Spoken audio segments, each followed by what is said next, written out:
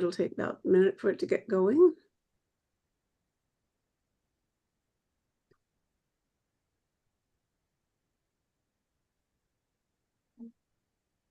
It'll take about a minute for it to get going. Okay.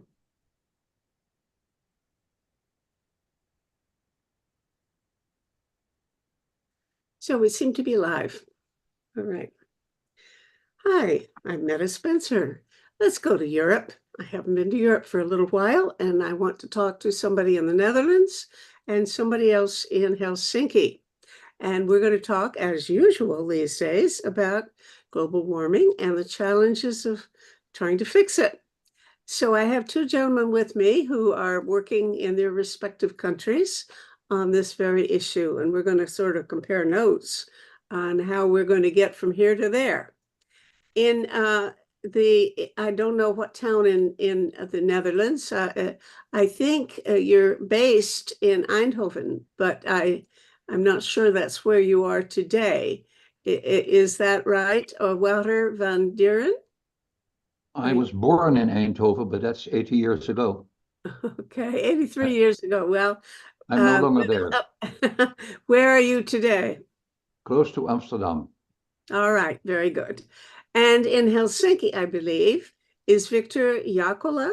Is that how you pronounce your name, Victor? Yeah, that's good. Okay, very good.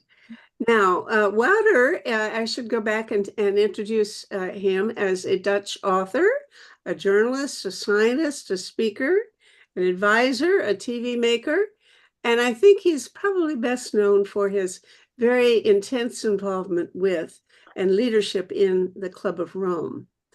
And I'm sure that his ideas about sustainability will come up right away. And in Helsinki is Victor Jaakkola, who is an environmental and research economist at the University of Helsinki. And he works in an organization of Finnish young people called Operatio Arctis. And I'm sure I'm not speaking correctly, but I'm trying to get as close to it as possible in that pronunciation. Operatio Arctis.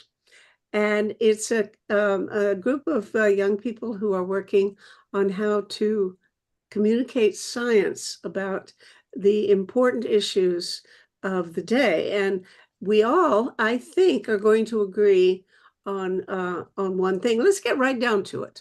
Let's talk about, first, I want to establish what it is that we agree that needs to be done, the policies that need to be adopted, which I think are not well understood or accepted or promoted by the general public, but that we agree on that are necessary.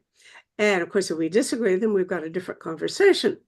But I think we're all going to agree on some very important things. And then, of course, we want to talk probably most of the time about how we might be able to be more effective in trying to influence public opinion, because something's got to happen to move public opinion to become much more active in supporting some of these policies. I believe we're right on that angle. So, Victor, why don't I talked yesterday a little bit with Wouter, so I have a pretty good idea what he's interested in and promoting as a policy.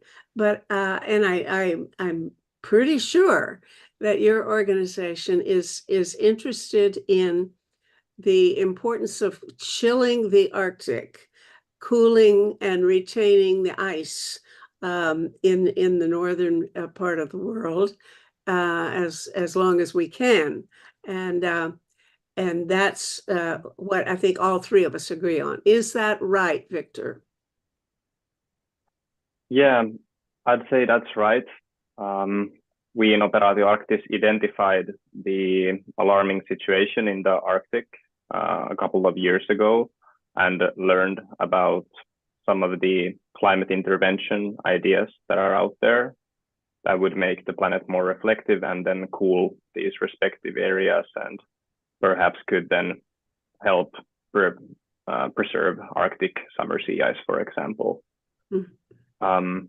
So yeah, there's a great need for it, and because this wasn't really discussed among young people in like the climate activist scene, we figured that, hey, perhaps this is something that we should also take a look at, and therefore we have been familiarizing ourselves with the topic for the past few years. Mm-hmm. Yeah. Good. Well, that I've spent the last year or two pretty much focusing on these proposals. There's a whole variety of proposals for ways of what, if you'll excuse the expression, geoengineering. It's not a topic that a word that people appreciate. So some people avoid it completely, but I think I'm not afraid of it. Okay, Wouter. Let's pick up where you and I left off yesterday. Please, I believe you're also interested in the importance of cooling the planet quickly. Yes, certainly. There's no other way to cure the pathology of global warming. It's a sick system. It's devastating. It's dangerous, and we are short in time. And there are no other instruments available to intervene and take care of, not only take care, but to prevent disastrous developments. And cooling is one of them. There are about 18 different technologies. Some of them are close to mature and ready for not only interpretation, but also introducing it. Sorry. Introducing the technology in the real world, and we have to be fast. I hope you have seen the 15 minutes interview with Sir David King. He is giving us 5 years, and everything else is in vain. I've been engaged in climate policy and climate research for many years, decades. I've seen all the mitigation efforts, and I've seen all the technology developments, energy saving, efficiency. I've seen it all. I was one of the first developers of renewables. We constructed the first wind turbine way back in '74, believe it or not. Really? Yeah, that's long ago. It generated a few kilowatts, more not. And everybody said we were crazy. But we said it's important, it has to be there. And nowadays there are thousands of them in the world, but they will be by far not enough. And at the same time, they cause other problems which people don't understand. And I give you one example in the North Sea, which is a very dense seafarers region. All the traffic, the seafarer traffic in Western Europe, Germany, the Netherlands, Scandinavia, England, it all is connected to the North Sea.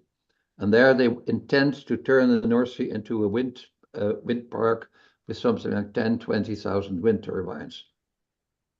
The stupidity is that these windmills, they wear out. They last for 10-15 years because the corrosion is, of course, very strong. Heavy winds, dangerous weather, salt, all that. Really? And it means that these wind turbines, they last for 10-15 years, then they have to be replaced. Oh, I didn't know that. And you cannot recycle I had them. heard that there's a problem of what to do with the worn out ones because they're so big. Where do you put them and what do you do with them? But Well, you can recycle the steel, that's okay, but you cannot recycle the turbines, the wings. You cannot. It's a structure, it's a compound you cannot recycle.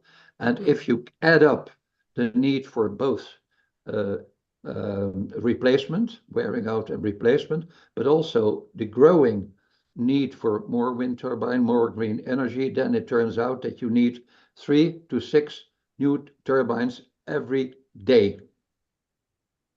Every day, and not only for a year, but for the next 200, 300, 400 years. And it's impossible. That sort of infrastructure we've never constructed in the world. You cannot do that. We know all the wind turbine manufacturers, the ships that install them, we know them very well. I'm a special envoy of one of these shipping companies, and they don't know how to invest in it. They have massive ships, enormous ships to plant, so to speak, wind turbines in the North Sea. But if they really have to cope with the need, with the demand, with this market, they have to invest billions. And they won't do that because they are not secure of the returns. So they don't do it. And only if the governments pay everything, but the governments won't pay everything. They say, let's celebrate the free market, but the free market cannot cope with it. The whole thing is a fraud. The whole thing is. Oh boy. Well, now you have really thrown a a new challenge into this conversation. Yeah, well, It's not something I've heard before. Victor, have you heard this before? And what is your take on this? Yeah, I have heard renewables being called rebuildables. That's something going around in the scene of people who talk about this. And I think I share Wouter's worries, and one of my concerns is that perhaps we could develop some climate interventions that would stave off climate catastrophe for some decades more, but what would we be buying more time for? What would we do with this time? Would we just continue expanding our economies and our energy needs and then still collapse in our unsustainability a bit later on, and perhaps also then having to deal with a termination shock from the loss of this SRM? So I really think that climate interventions are good, but only in a certain type of situation where we also somehow tackle this root issue that our civilization seems to have. And of course, Wouter is perhaps more aware of this than anyone else, being one of the authors of the Limits to Growth report, I believe, and having followed this situation for so many decades. Wouter, you want to join this? I'm going to just stand back and let you two talk about this, because I think you both have an angle on it that I haven't yet explored. Well, what Victor says is true, of course. It's to save our skin, it needs all kinds of interventions, but none of the interventions is a finite answer. None of them. And it's quite possible that there is no finite answer, because we are over exploiting the total of the Earth's reserves. So anytime that anyone thinks that somewhere out there is a new cowboy west, we have ruined the prairies here. It's all a big dust bowl. So we travel west, and there's a new paradise, and that stops. It stops. The new paradise is not there. It's called by Kenneth Boulding the cowboy economy. So there's always a new west, and that's a new dream where we can continue to exploit and being stupid. And that is no longer true, because as you travel west, one day you cross the Rocky Mountains, you cross the Pacific, and then you end up in Japan. And if you travel from Japan to the west, you end up in Helsinki. And it means that out there is a cycle. It's not a new west. It's not a finite world where the new paradises are there. It's all one enormous earth. It's a bowl, and the bowl keeps rolling. And it's very possible that there are no solutions other than inventing technologies and lifestyles that people will accept. But I don't think people will accept it. I don't think so. And we have to realize that 90% of the world population is still in need for lots of stuff. 70% of the world's infrastructure in terms of cities has still to be built. 70% have still to be built. And there is already a scarcity of sand to make cement and beton, concrete. It's already a scarcity there. There are ships full of sand, cargo, sailing, traveling from the Middle East to China. Believe it, to China. There is the Gobi Desert, as large as the whole of Europe, but the sand is not the kind of resource that you can use for cement.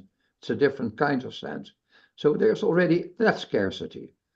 Mm. What do you do with the 4 billion people who are waiting stuff? They want stuff, traffic, highways, planes. And are you going to tell them you won't have anything of that? How do you do that? So it will end up with struggle, conflict. Mm. We today have. Well, okay. I think Mm. we have a new kind of conversation today. My usual conversation is among people who say it's going to be tough, but we should just put our minds to it and work real hard Oh, sure, and sure, cool the Arctic, especially the Arctic, sure. but cool the planet as much as we can to give Yes. ourselves a little extra time not extra time, but the time that is essential that might give us enough time to bring down the carbon emissions, because I think we're clearly at the phase now that people need to recognize that simply reducing carbon emissions is not in itself enough, but of course it's absolutely essential. Now the question is, what else can we do that will make the difference, that will give us an extra time, that will enable us to have any hope left? And I'm prepared to accept your verdict, your conclusion that it may not be possible, that we may be already into a zone where the idea of saving humankind is a wishful dream, but beyond realization now. Okay, once we accept that, then what do we do?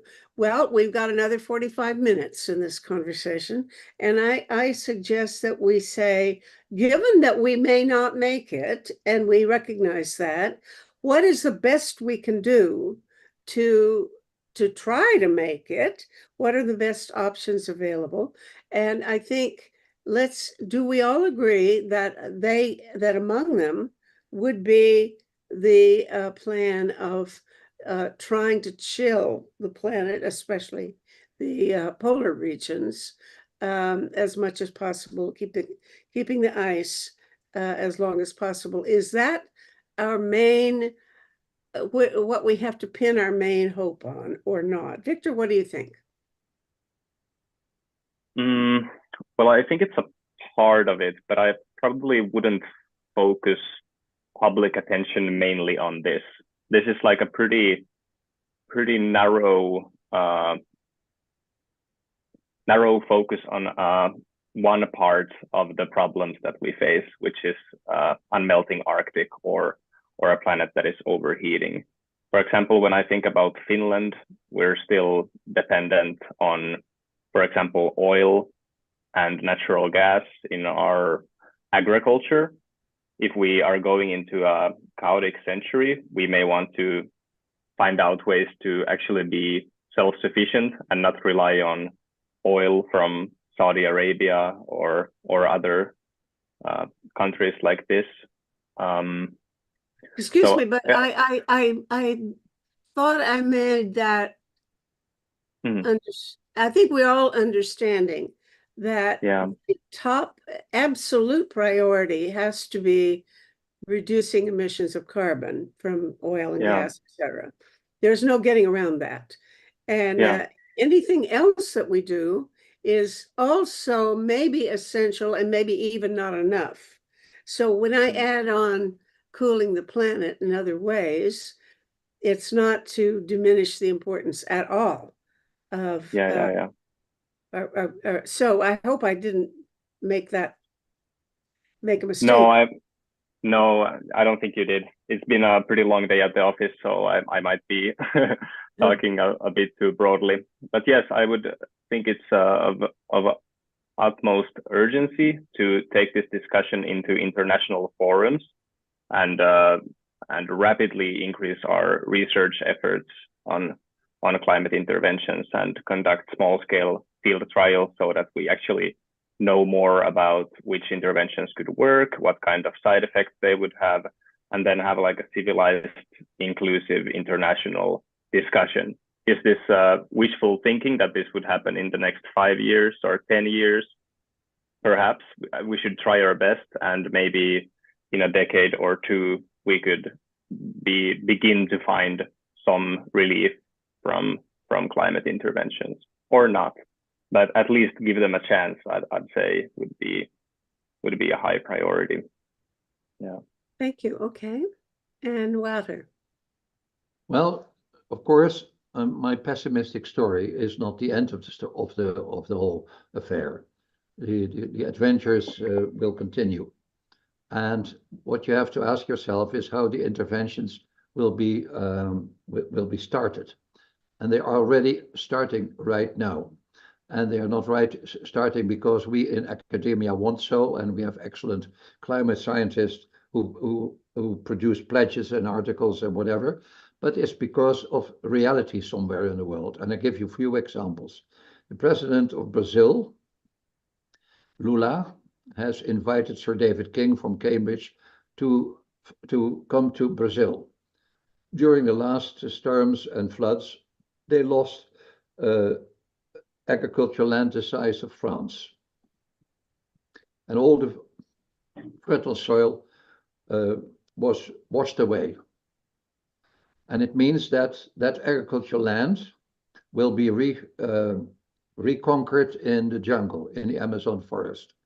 And Lula, of course, said to Sir David, David, can we do something about it? Because we are ruining the next jungle and the next jungle, because the farmers, they are a nation in themselves, they're aggressive, they're dangerous, there's very little we can do. And the answer is, yes, the coast has to be restored. The whole coast of northeast Brazil has to be restored to withstand the next flooding, the next enormous hurricanes. So there is a possibility, and the technology does exist. It will cost scores of billions, but the soil can be repaired and the coast can be protected. They've never done that. Most countries in the world don't protect their coasts. Look at Miami, it's just a disaster. It's a total disaster. They built their skyscrapers almost on the beach. Think of that, how stupid they are. No. Wow. So that's one example of an intervention. The other intervention is this. In the state of Ghana, fruits are boiling on their trees. Fish are cooked in the sea. The Volta River, which is a very large river, is completely dry, and the hydro dams don't work anymore.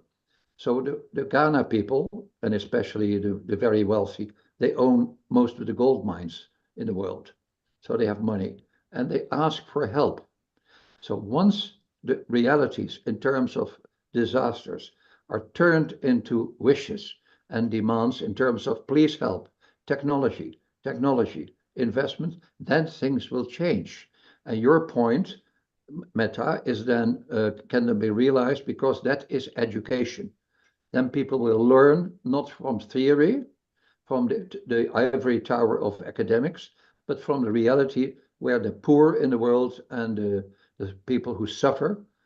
You may have heard that the monkeys fall dead out of the trees in Mexico. Have you heard that? I heard something about it, but I don't know what they're falling out of the trees dead. Dead because of the heat. Mm-hmm. Mm-hmm. So it's 50 degrees. No one can survive that. Monkeys can't. The parakeets cannot. The Quetzalcoatl, that's the paradise, beautiful bird. They cannot survive that. So once those realities enter the world podia in terms of please help, we have the money, you have the technology, and here is the education, because those who don't want to understand, they will understand from reality. And these are realities. And I'm glad with Operatio Arctis, because the infrastructure, the permafrost in the northern parts of the world, Canada, Alaska, Greenland, Finland, Russia, Siberia, the permafrost, if that disappears, there will be hundreds of governments and opinion leaders to say, please help. Our survival depends now on things that you consider not necessarily possible, but please help. The infrastructure, the permafrost.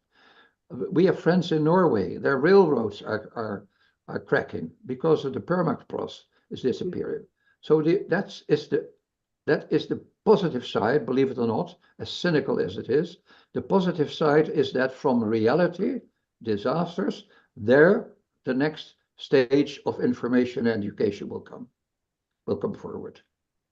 This is, well, to summarize, I guess, that when the climate impacts worsen, people will be increasingly interested in climate intervention. And at this point, of course, we would like to have a lot of research, multidisciplinary research on what kinds of effects we can expect from these interventions. But not only this, because the effects will in many cases be not only local, but global when talking about, for example, stratospheric aerosol injection or marine cloud brightening on a larger scale, then you will need some type of forum to discuss this that has preferably been acquainting themselves with the topic for years or a decade or more, so that we can collectively decide on implementing them or banning You know them. what I'd like to experiment with, because you're right, we need to have some sustained deliberation about the issue on the part of people from the general public, but that's not happening. And I'm doing what I can with these shows to try to get ordinary people to watch, but not many people do, you know, and not as much as we need by it all. Anyway, you know, what if, you know, I like the idea of a citizens' assembly. If we had a worldwide citizens' assembly, people drawn from all walks of life in every part of the world, and available to talk on Zoom every day for a year, and then bring in experts to impart the information about these technologies. So they would study this and they would listen to the experts all along for at least a year. Then by the time the rest of the world begins to wake up and say, we've got to do something, no matter what, we have to, then at least there will be some authoritative group of people who have looked at it seriously and in enough detail and deliberated about it together to come up with a position that I think would be defensible. What do you think about that? I like the idea. I think that this is such a complicated topic that it's hard to educate the broader public. And I'm not even sure if this is a topic that I would like to prioritize over many other pressing sustainability issues. I don't know if the average person needs to be very acquainted with climate interventions. And this is why a citizens' assembly, a global one, could be a very good idea, because citizen assemblies have been working in specific issues in some countries. And for example, Extinction Rebellion have been calling for citizen assemblies for years. Yeah. So I didn't know that. I'm glad to hear that. Yeah. Mm-hmm.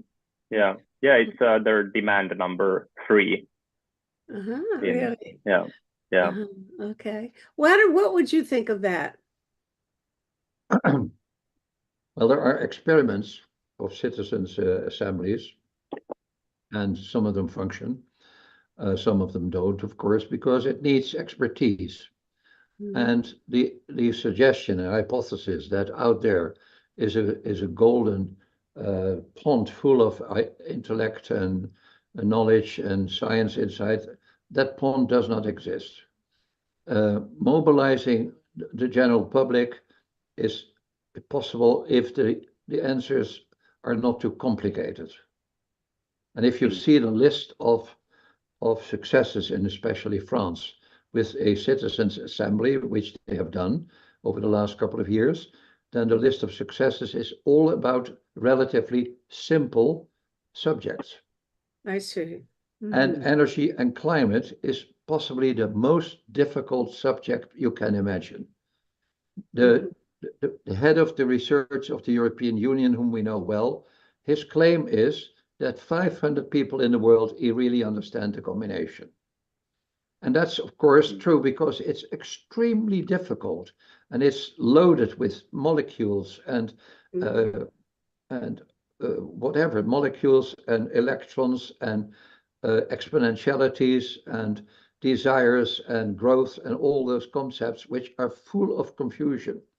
If you ask the best NGOs, tell me something about future energy needs and welfare needs, they don't have the answer because they don't understand exponentialities. 2, 4, 8, 16, 32, within a few years, you double everything. If the Chinese economy would grow again to 3 to 6% every year, you know what that means? It means that you have a queue of thousands of ships loaded with cargoes traveling from China to Europe and to North America, and they will have a queue in all the narrow channels, the bottlenecks in the world, a queue with waiting times of 6 months. Of course. Waiting there. You know, there are legendary stories about a prince who wants to get the hand of the princess, and he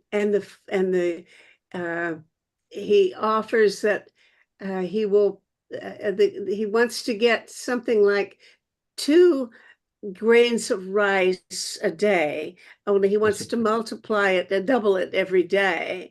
And so the king says, of course, I'll be happy to give you 2 grains of rice a day and double it every day. But very soon, all the rice in the world is is in the hands of this guy. So it's a funny, you know, it's supposed to be a funny story, but it's a true one, no doubt.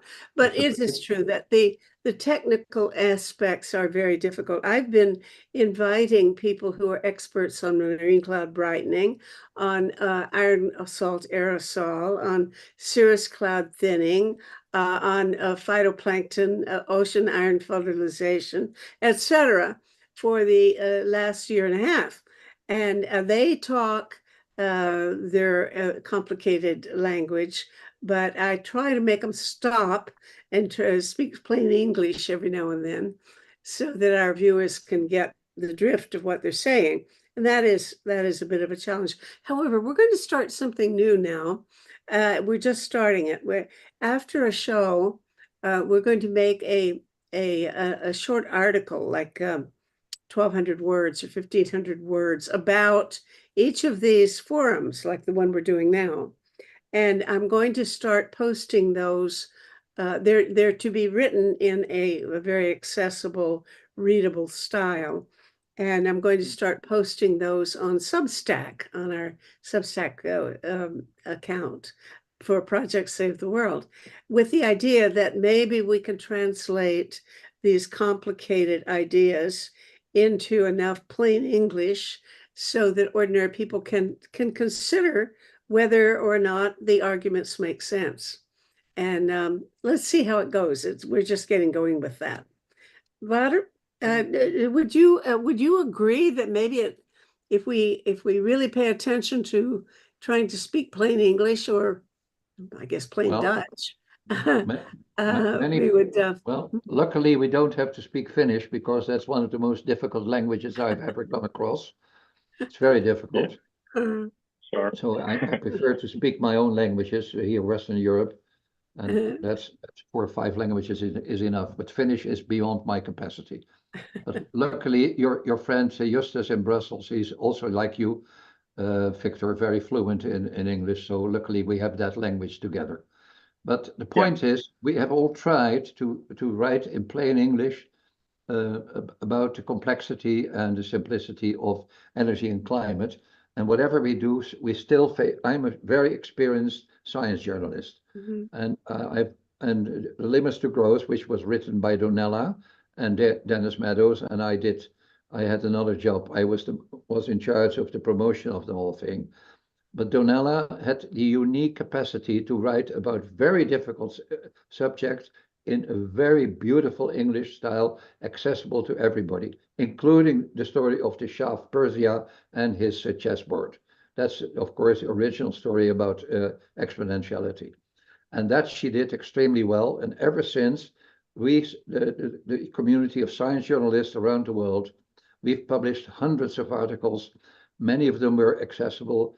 Many of them were not accessible, still too difficult for the general public. That's not bad, but if indeed the leaders of the world don't understand, then you're in trouble. And unfortunately, the European Parliament used to be full of experts, but the quality is declining, and the number of academics in the European Parliament is also declining. So more and more you Really? get people. More and more you get people like Trump. He can read, but he cannot understand what he's reading. And that, of course, is all over the place in the world, that people cannot understand whatever we do. It's so difficult. We have entered the age of total complexity. Realize that. It needs meta, people like you, with to mobilize the best verbal experts in the world, to mobilize them to help us to tell the story. Well, don't hold your breath for me, but I'm doing my best.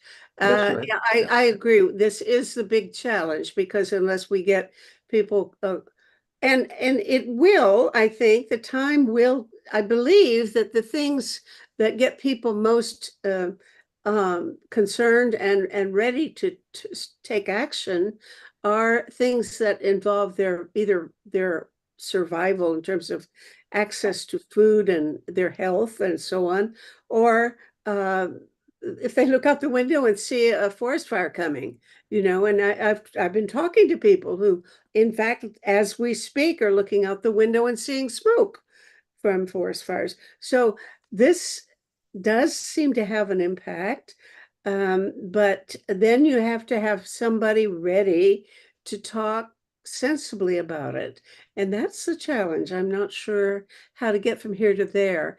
Victor, your organization, Operatio Arctis, I don't know much about it, and I'd like for you to explain more about it, what you do. But I think I have seen that part of your mandate, as you see it, is to develop good science communication. Tell me, is that true? And if so, how do you go about it? Yes, this is true. Last year we produced a publication called Arctic Endgame, and we tried to keep the language not too scientific and approachable. It was especially written to young people in Finland, and it was translated into English as well.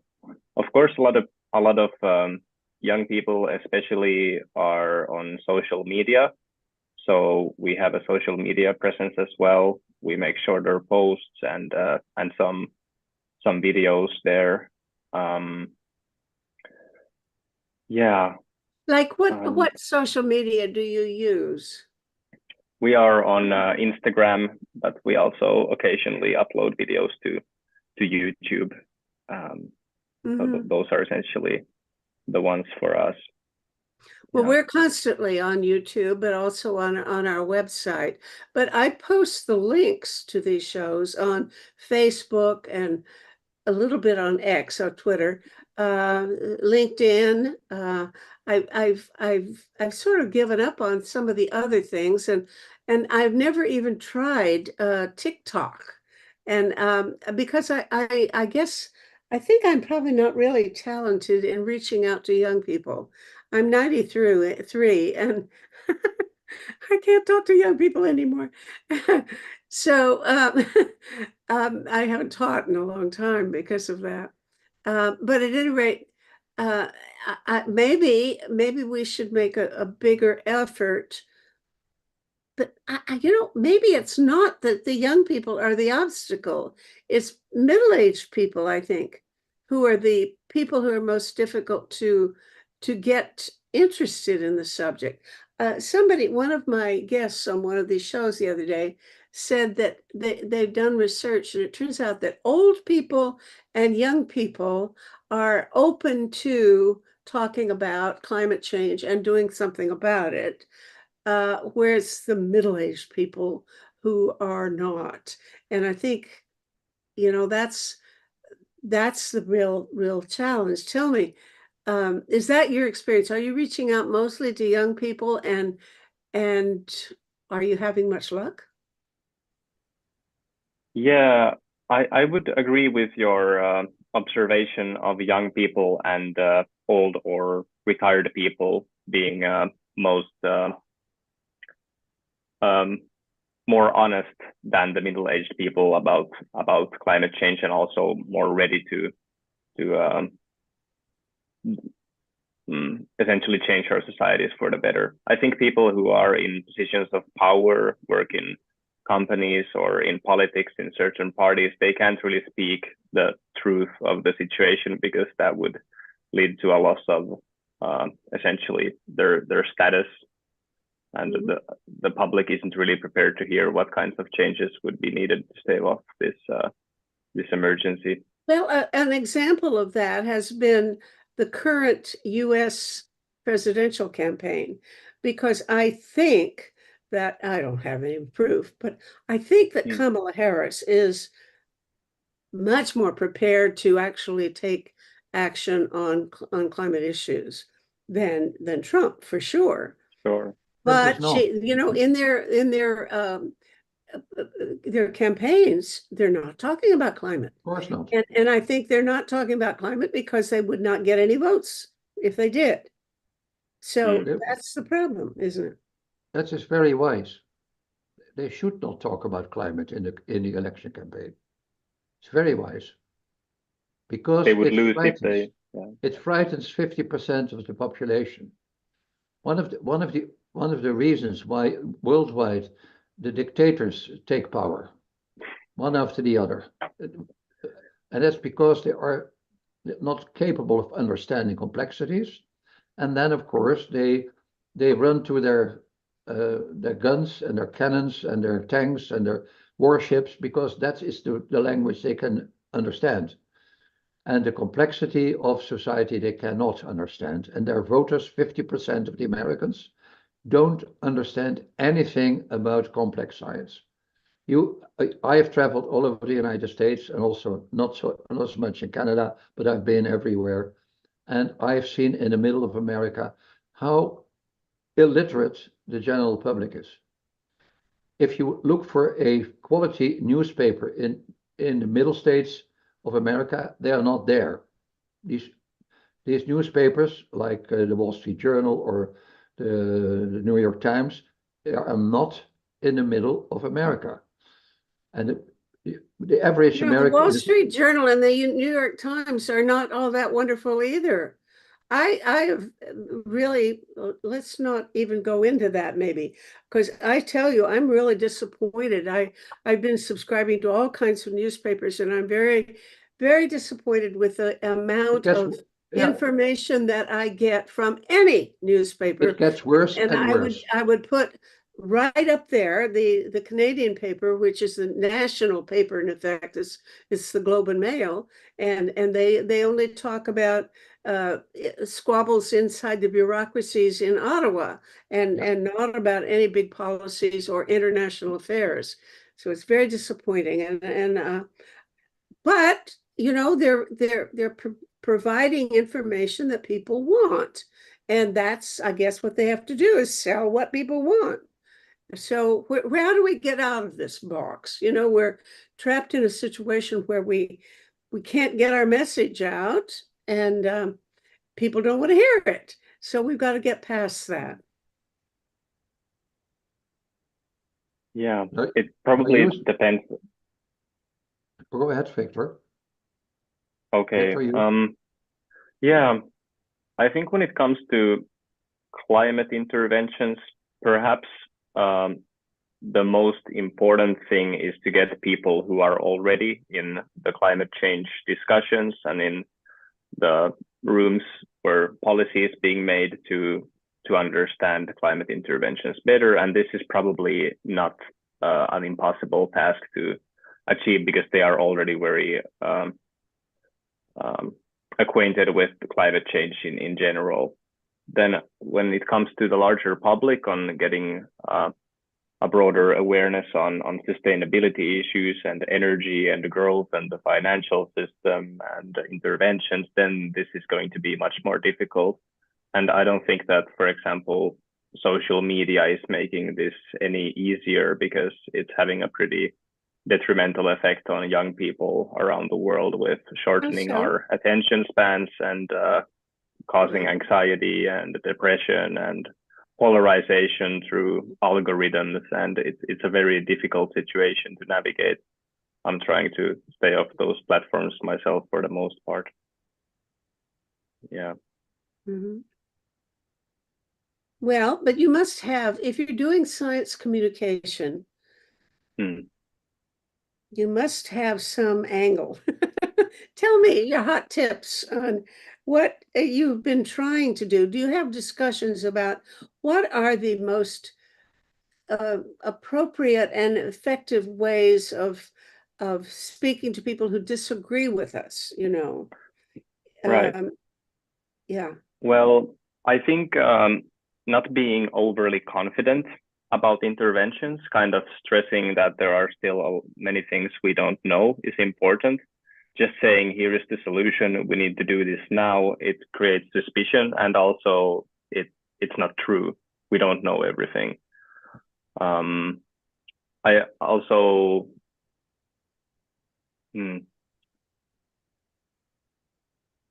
yeah, that's one thing. Also trying to listen to the other side and validate their concerns, to the part that they are intelligent. Good question. Wouter, do you have some thoughts on this? Well, I've been in communication, science communication, for many decades, and if you're in that, you know how communication works. There are several famous sociologists, a German one called Habermas and a French one called Foucault, but also some famous economists, and we all explored the facts of information. And we can conclude that in the last 60 years, the general public is better educated than ever before. So something has happened. And that, of course, I beg your pardon. I didn't get that, Otter. In the last 60 years, what has happened? Communication. People got informed about subjects they never heard of before. So there is a process that we can identify a process in 60 years where education through television and radio and internet did work. It has worked. And the fact that we are together now in thousands of miles away from each other means that there is an education system which is wonderful. And I recall a fantastic time we stood somewhere on the big wall in China with our iPhones, and we called our grandchildren. So all over the world, you have a little apparatus and you can communicate. So that's beautiful. There is a system that works. But what you also need is authority. And therefore, education usually works only well if you accept the fact that authority is a hierarchy. So it begins with the opinion leaders. We had several conferences of the Club of Rome in the Vatican with the Pope. So there's authority. And from the Pope on, through the cardinals and the bishops, and we, the footfolk, we could communicate with enormous masses because the authority was there, the hierarchy was there. If our king, our former queen, Beatrix, she was a member, she is still a member of the Club of Rome. So if she speaks out, people listen. Her son, who's now the king, he's not clever enough. But she is clever, and because she is the queen, people listened. We made Gorbachev member of the Club of Rome in '94, and he spoke out. We had him in many conferences, and because of the hierarchy, people listened.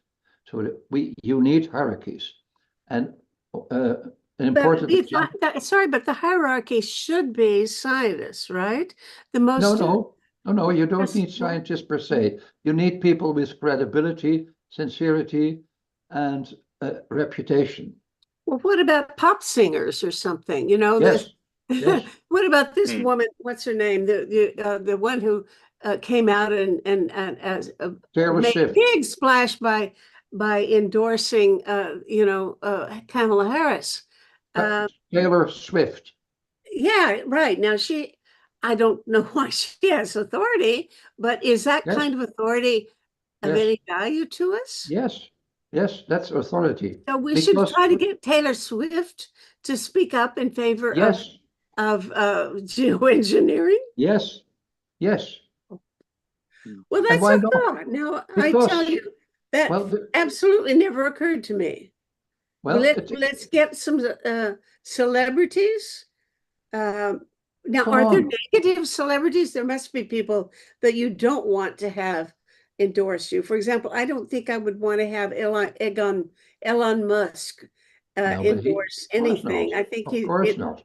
But Hmm. please realize he has authority because of his power, and he Yeah. can circulate all his nonsense. But that's the same machine. Authority on top of the pyramid. It's the same machine. You have to identify those powerful figures, whether they are pop stars or admirals. A friend of ours is the chief of staff of NATO. And NATO has a program for climate research. So we're going to ask him, please help. And the same is true for famous pop singers. And Elon Musk, of course, he advocates the wrong message, but it's the same machine. It's the same machine of authorities who, from the pyramid down from the pyramid, educate the larger public. And the But now more I've heard people say there's no such thing as bad publicity. That if you get publicity for doing something shocking, that at least you're getting publicity. You're getting public attention on you. So be glad to get people talking about you, even if they say things you don't like. I don't know whether to believe that or not. I think I would rather just stick to getting people saying things about me by people who are credible and that I would respect. I don't think I want to be endorsed by people that I don't much but admire. everybody makes his own choice whom to believe. And of course, we Yeah, don't Yeah. listen. We don't listen to the idiots, but yeah. the idiots have their public as well, and they will spread the wrong news, and we have to identify the good ones. And if they are with us, then the pyramid of information can work. So the Pope has to be given a next text. Well, that you've given me a good idea. I don't know whether I like it, but it's certainly worth considering. Victor, what do you think? Shall we go out and try to get Taylor Swift and people like that to endorse whatever project we think needs the most attention? Yeah, I think it can be a pretty effective tactic to direct the public attention towards a certain topic. But then when actually communicating about the topic, then people are still going to be listening more to scientists or, for example, indigenous people's representatives, and that they want to hear their views. Some studies are showing that, for example, young people isn't really a group of people that people are interested to hear from regarding climate interventions. People Really? would rather, yeah, it kind of makes sense. I mean, they would rather hear it from scientists who are credible, have studied the topic, so they know they are getting the best information. And I don't think that Taylor Swift would do a too good job at convincing people that, for example, stratospheric aerosol injection is safe or whatever. Well, let's say Yeah. if she could persuade young people, and I presume that those are the people she'd be most likely to persuade. Would that help anyway? If you say the young people then would be arguing for something they don't really know anything about, unless they get their information from credible scientific experts. They're well, that's true of anybody. young or old. You need some knowledge behind your statements, I would hope. Yes. Yeah, Wouter. Absolutely. Maybe to continue, you were mentioning that the thing about bad publicity, it's a little bit difficult to control. I know Extinction Rebellion had some trouble with this because, of course, they have been blocking roads to get attention to the climate and environmental crisis. But then, of course, they can't control what the media writes about them. And the media has then been mostly focused on how many police are out there, how many are arrested, what kind of disturbance are these activists causing, and not really on why they are protesting in the first place, which of course is unfortunate. Yeah, That's why I refuse to speak to their occupation. They invited me to speak out. And I said I don't do it for the reasons, Victor, you mentioned, because it's the riot in the end which gets the attention rather than the content. The occupation being, the Gaza thing, or what? Well, they occupied, of course, the highway. Oh, the Extinction Rebellion Act. Yes. Occupation. And a year ago, they asked me to speak at their event. There were 30,000 people on the highway, and I was considered the mentor of the environmental movement. So please, will you speak out? And I said no, because the interest in the world is about the riots and not about the content. So well, so, yeah. You could have changed that, perhaps. Yeah, but yeah. I did not agree with their content, believe it or not. They were talking about subsidies of fossil fuels. There's only one sector in the world that receives fossil fuel subsidies, which is air traffic. But the rest doesn't get it. The rest is not subsidies. It's a very different economic system, which is organized by, which is not organized, but which of course flows on fossil fuels. It's not about subsidies. It's about all kinds of political reasons why the prices are what they are. And anytime there is a subsidy in terms of energy security, that is about a political need. Because if the general public is devoted to climate change, they will not accept that their houses are not being heated during the winter. Then the whole thing turns against the general but now look here, Wouter, I'm not sure I agree with you, because we have this thing, for example, pipelines. The Canadian government bought a trans something pipeline, which costs, I think every Canadian is paying something like $700 a piece to pay for that pipeline. And of course, it's a very bad idea. Now, that has to be considered a subsidy, whether or not you call it that, I'm not sure. Yeah. You can call it a subsidy, but you can also call it a political security, because otherwise the public will revolt if the energy if the energy doesn't flow one day. You can also call it a political need to secure that the energy is there. Both things. I've been to the tar sands, Meta. I've seen the whole place, and I know about it. And you're absolutely right. It's very disturbing. But at the same time, there can be a political reason because in the past, over the last 10 centuries, if the bread was not there, the general public would revolt, and they would decapitate the king because the bread was not there. So if there's no bread or the house is not warm, then you have political trouble. So okay, let's make a list of people who are celebrities that we think would be credible and would be a real asset if we could get them to speak out. Now, yeah, I kind of think that's an interesting challenge. I've never thought about it before. Who would be, let's say, George Clooney? I think if George Clooney says something, everybody respects George Clooney, right? So let's go get George Clooney. You can make a long list of very good people who could do that. And of course, our famous, the Titanic star, Leonardo DiCaprio. Leonardo, he is subsidizing with tens of millions renewable energies. And you need lots of international people who could do the job. And that is, and there are, of course, perfect people who would like to join us.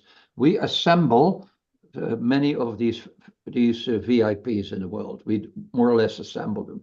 They become member of the Club of Rome, or they become member of the Vatican Academy.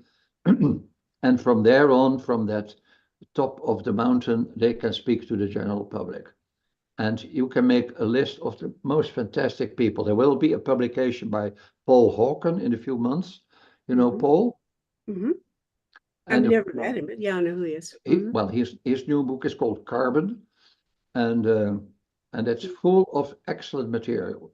So Paul, he's an authority, and he's not alone. There are hundreds of Paul Hawkens in the world. We should be together. Well, I'm thinking in terms of celebrities, but you know, there are celebrities in every field. We could get a musician celebrity. We could get a novelist celebrity.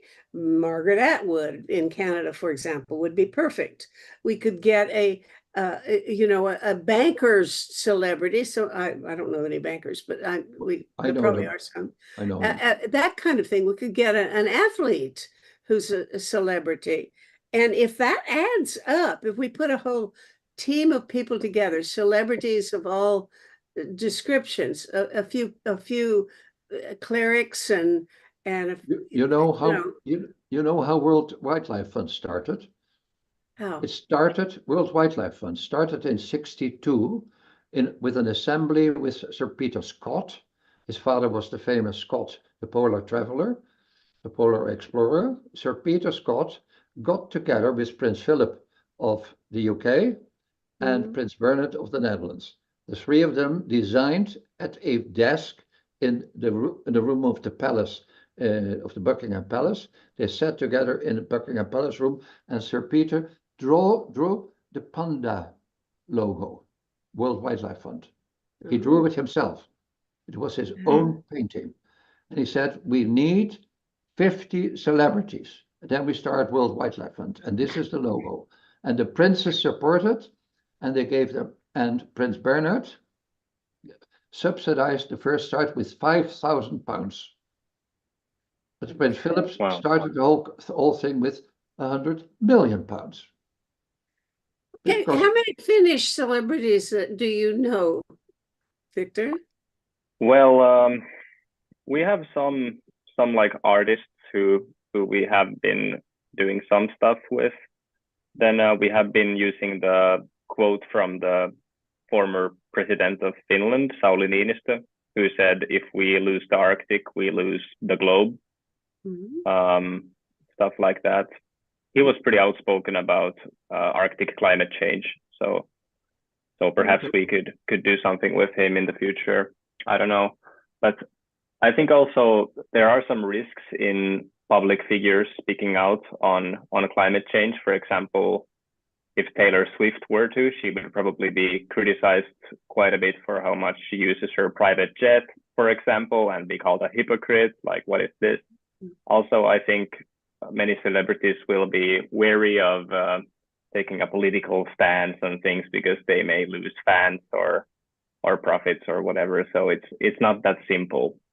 Yeah. But that's a part of the game. You remember Greta Thunberg was supposed to speak at COP in Brazil, and she refused to fly. So what happened? She sailed across the Atlantic. She was seasick for three weeks, and she was filmed there, suffering on board. And what you see there is a Jesus figure. She's suffering to save the world. She's suffering because of us. So that's a Jesus metaphor. And I thought it was awful. I thought it was horrible. You didn't like it. I thought it was torture. How stupid can you be to abuse a girl of 16 years old, to do that? Stupid. Sailing across the Atlantic. And then, of course, the irony was the conference was cancelled because of COVID. So she sailed for nothing across, and she flew back luckily. Okay. Well, we've Right. used up our time and then some, but this is a much more interesting ending than I've had in ages. I don't know whether, we've made any progress with this or not, but I must say this is Yeah. a fun conversation and one that I didn't expect to have. And let's all go think about some celebrities that we can invoke for our cause. It's been fun talking with you, and circulate this to your friends and see if we can get more conversations going, because I think that's the solution, right? Okay. One question to you, Victor. Do you speak to Justus often? Yeah. He lives in Finland now, so we meet almost every day. Yeah. Okay. He moved from Brussels to Finland. Yes. Okay. He is joining Hans van der Loo to Iceland in a few weeks to COP. Yep. Yeah, that's good. Okay. Yeah. Wonderful. Well, thank you both.